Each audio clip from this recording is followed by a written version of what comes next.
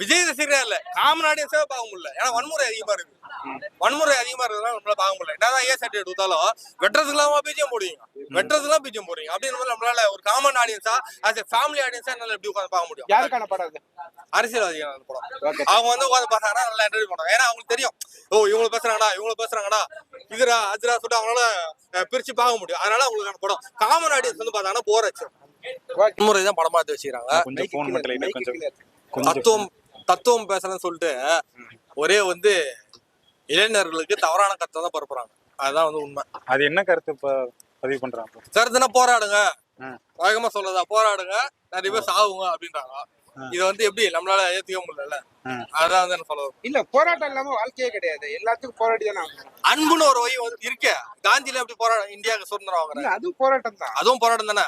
நல்லா தானே இருந்தது. அதையும் வந்து நீங்க போராட மாட்டீங்க, வன்முறை மட்டும் தான் போராட்டமா அப்படின்னும் போது